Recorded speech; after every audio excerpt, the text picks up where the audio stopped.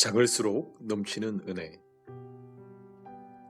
마태복음 14장 13절에서 36절 말씀. 예수께서 들으시고 배를 타고 떠나사 따로 빈들에 가시니 무리가 듣고 여러 굴로부터 걸어서 따라간지라. 예수께서 나오사 큰 무리를 보시고 불쌍히 여기사 그 중에 있는 병자를 고쳐 주시니라. 저녁이 되매 제자들이 나와 이르되 이곳은 빈들이요 때도 이미 저물었으니 무리를 보내어 마을에 들어가 먹을 것을 사 먹게 하소서. 예수께서 이르시되 갈 것 없다 너희가 먹을 것을 주라. 제자들이 이르되 여기 우리에게 있는 것은 떡 5개와 물고기 2마리 뿐이니이다. 이르시되 그것을 내게 가져오라 하시고 무리를 명하여 잔디 위에 앉히시고 떡 5개와 물고기 2마리를 가지사 하늘을 우러러 축사하시고 떡을 떼어 제자들에게 주시매 제자들이 무리에게 주니 다 배불리 먹고 남은 조각을 12바구니에 차게 거두었으며 먹은 사람은 여자와 어린이 외에 5,000명이나 되었더라. 예수께서 즉시 제자들을 재촉하사 자기가 무리를 보내는 동안에 배를 타고 앞서 건너편으로 가게 하시고 무리를 보내신 후에 기도하러 따로 산에 올라가시니라. 저물매 거기 혼자 계시더니 배가 이미 육지에서 술이나 떠나서 바람이 거스름으로 물결로 말미암아 고난을 당하더라. 밤 사경에 예수께서 바다 위로 걸어서 제자들에게 오시니 제자들이 그가 바다 위로 걸어오심을 보고 놀라 유령이라 하며 무서워하여 소리 지르거늘 예수께서 즉시 이르시되 안심하라 나니 두려워하지 말라. 베드로가 대답하여 이르되 주여 만일 주님이시거든 나를 명하사 물 위로 오라 하소서 하니 오라 하시니 베드로가 배에서 내려 물 위로 걸어서 예수께로 가되 바람을 보고 무서워 빠져가는지라 소리질러 이르되 주여 나를 구원하소서 하니 예수께서 즉시 손을 내밀어 그를 붙잡으시며 이르시되 믿음이 작은 자여 왜 의심하였느냐 하시고 배에 함께 오르매 바람이 그치는지라. 배에 있는 사람들이 예수께 절하며 이르되 진실로 하나님의 아들이로소이다 하더라. 그들이 건너가 게네사렛 땅에 이르니 그곳 사람들이 예수이신 줄을 알고 그 근방에 두루 통지하여 모든 병든 자를 예수께 데리고 와서 다만 예수의 옷자락에라도 손을 대게 하시기를 간구하니 손을 대는 자는 다 나음을 얻으니라. 오늘 새벽 우리는 마태복음 14장 말씀 앞에 씁니다. 본문 바로 앞에는 세례 요한이 억울하게 죽임을 당한 비극이 기록되어 있습니다. 예수님은 친척이자 귀한 동역자였던 요한의 슬픈 소식을 들으셨습니다. 주님은 지친 몸과 아픈 마음을 달래고자 배를 타고 홀로 한적한 곳으로 떠나셨습니다. 그런데 수많은 무리가 그 소식을 듣고 여러 고을에서 걸어서 주님을 따라왔습니다. 주님의 힘과 슬픔의 자리에 사람들의 아픔과 절박한 필요가 다시 밀려던 것입니다.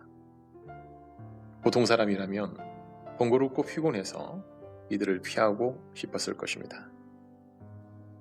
그러나 오늘 본문은 바로 그 빈들에서 작은 것이 오히려 넘치게 되는 하나님의 놀라운 사랑 이야기입니다. 성경에서 불쌍히 여기신다는 말은 원래 창자가 끊어지는 듯한 아픔을 함께 느낀다는 뜻입니다. 주님은 자신의 피곤함보다 무리의 고통과 배고픔을 먼저 바라보셨습니다. 지치신 주님과 부족함에 허덕이는 무리, 그 사이에서 작을수록 오히려 넘치는 은혜의 역사가 오늘 말씀의 핵심입니다. 이 새벽에 우리의 부족함을 아시고 신이 채우시는 그리스도의 은혜를 함께 나누기를 원합니다. 지친 우리를 찾아오시는 주님. 주님은 지친 우리를 외면하지 않으시고 친히 찾아오십니다.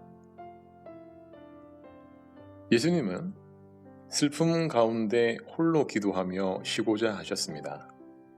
그러나 찾아온 무리를 보시자 마음에 깊은 긍휼이 일어나셨습니다. 이 긍휼은 무리가 무언가 자격이 있거나 잘해서 얻어낸 것이 아닙니다. 그들이 불쌍하고 지쳐 있었기 때문에 주님의 마음이 먼저 움직인 것입니다. 우리는 종종 주님이 나를 찾아오시는 이유를 내 안에서 찾으려 합니다. 내가 기도를 많이 했는가, 내가 신실하게 봉사했는가를 먼저 따집니다. 그러나 성경이 보여주는 하나님의 은혜는 우리의 조건이나 공로와 상관이 없습니다.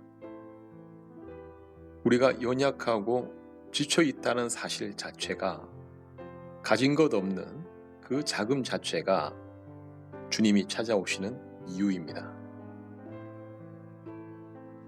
열왕기상 19장을 보면 선지자 엘리야가 나옵니다. 그는 로뎀나무 아래 지쳐 쓰러져 차라리 죽기를 구했습니다. 그때 하나님은 엘리야의 불신앙을 책망하지 않으셨습니다. 먼저 따뜻한 떡과 물을 주시고 그를 편히 재우셨습니다. 엘리야가 대단한 일을 증명해서가 아니라 단지 너무나 지쳐 있었기 때문에 찾아오신 것입니다.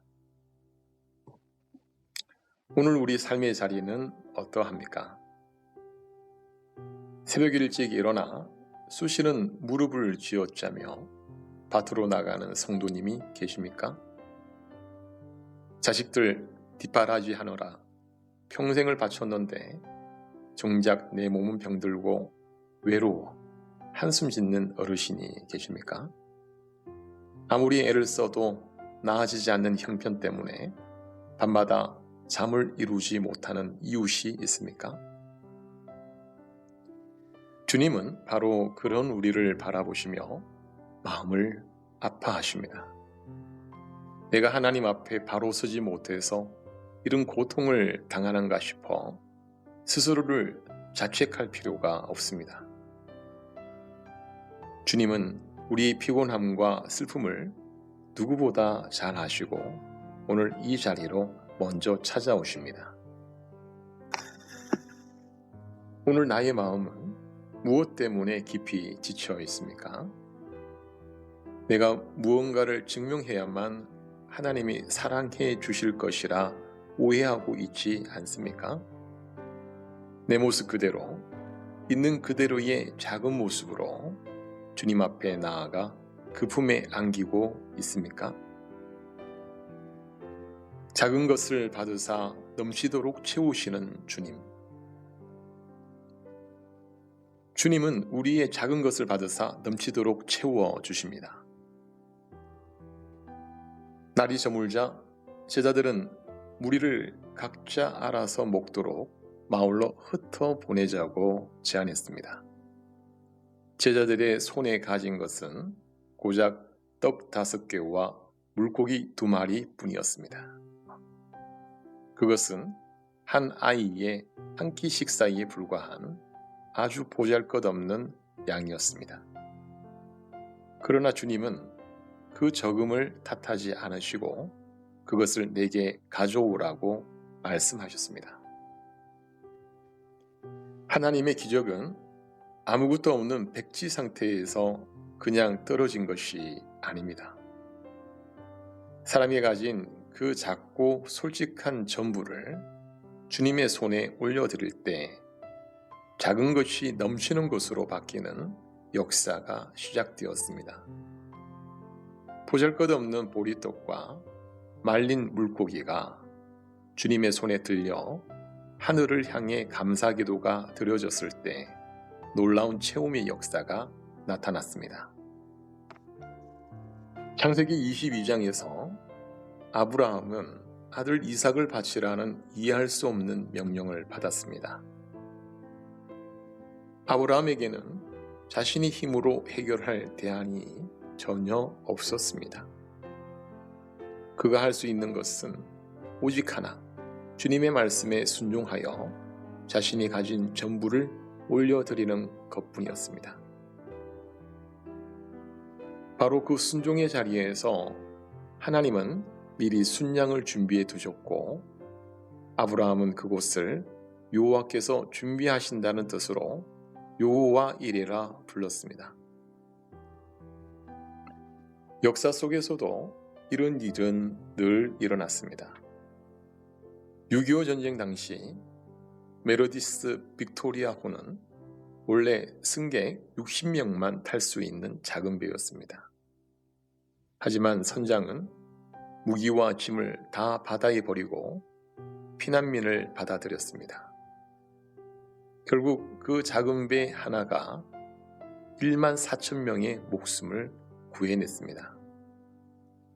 곰팡이 핀 배양 접시 하나를 버리지 않고 유심히 관찰한 플레밍의 작은 관심이 수억 명을 살린 페니실린이 되었습니다.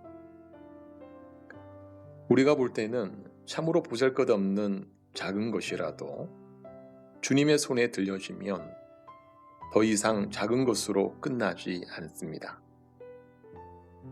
주님은 완벽한 조건이나 거대한 능력을 요구하지 않으십니다. 주님이 쓰시는 것은 거창한 부와 명예가 아니라 내 손에 있는 작은 순종입니다. 헌금 봉투 위에 주름진 손으로 겨우 10,000원짜리 한 장을 넣으며 죄송해하는 어르신의 마음이 있습니까? 긴 기도문을 외우지 못해 그저 주님, 내 아이를 불쌍히 여겨주세요 라고 외치는 짧은 기도가 있습니까? 이웃에게 따뜻한 밥 한 그릇 나누는 작은 정성이 있습니까? 주님은 그 작은 것을 결코 가볍게 여기지 않으십니다. 주님 손에 올려드리는 순간 우리의 작은 한계는 주님의 풍성한 능력으로 바뀌게 됩니다. 나는 가진 것이 너무 적다며 주님께 내어놓기를 망설이고 있지 않습니까? 내 보잘것없는 기도와 봉사를 주님이 기쁘게 받으신다는 사실을 믿습니까? 남도록 풍성한 주님의 채우심. 주님의 채우심은 모든 사람에게 남도록 풍성합니다. 오늘 본문을 보면 장정만 5,000명이나 되는 수많은 사람이 다 배불리 먹었습니다. 그리고 남은 조각을 거두니 12바구니에 가득 찼습니다. 주님의 은혜는 간신히 허기만 채우는 인색한 은혜가 아닙니다. 시작은 작았으나 끝은 넘치는 풍성한 은혜입니다. 열왕기하 4장에도 이와 비슷한 사건이 나옵니다. 선지자 엘리사가 보리떡 20개로 100명을 먹이라는 하나님의 말씀을 받았습니다. 종은 그 작은 양으로 어떻게 100명을 먹이냐고 불평했지만 엘리사는 말씀대로 행했습니다. 그가 앞에 주워 먹게 하였더니 여호와의 말씀과 같이 먹고 남았더라. 이처럼 하나님의 채우심은 사람의 셈법을 언제나 뛰어넘습니다. 5,000명을 먹이신 예수님도 100명을 먹인 엘리사의 하나님도 모두 동일하게 풍성하신 분입니다. 주님은 우리에게 은혜를 주실 때 딱 맞추어 겨우 주시는 분이 아니라 작은 것을 받으셔서 바구니에 넘치도록 안겨주시는 분입니다. 평생 농사를 지으며 산전수전을 다 겪으신 성도님들이 계십니다. 가뭄이 들고 태풍이 불어 모든 것이 끝난 것 같았던 날들이 얼마나 많았습니까? 하지만 돌이켜보면 하나님은 그 어려운 시절을 다 지나게 하셨고 오늘의 우리를 살게 하셨습니다. 내 힘으로 산 것 같아도 지나고 보면 모두 남도록 채워주신 주님의 은혜였습니다.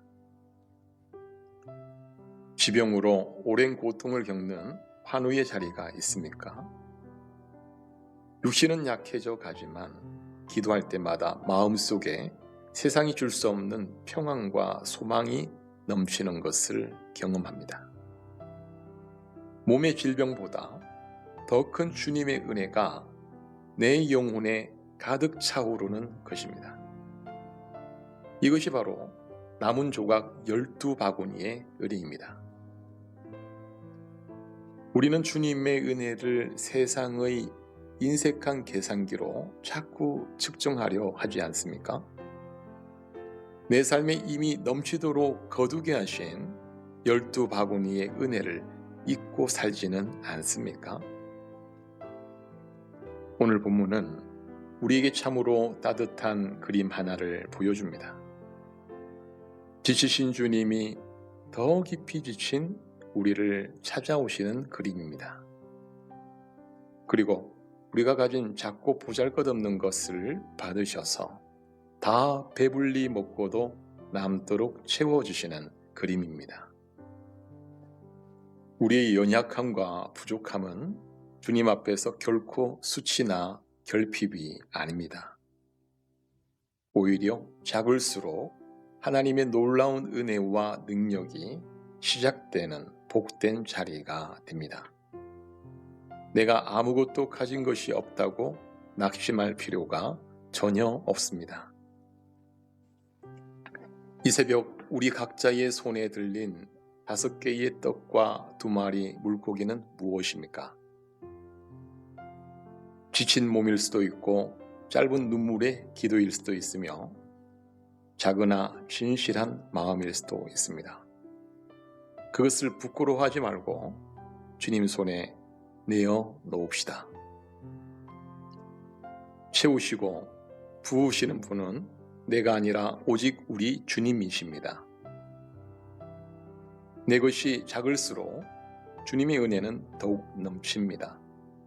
그 풍성하신 주님의 손길을 의지하며 오늘 하루도 담대하고 감사하게 살아가는 성도들이 되시기를 간절히 바랍니다.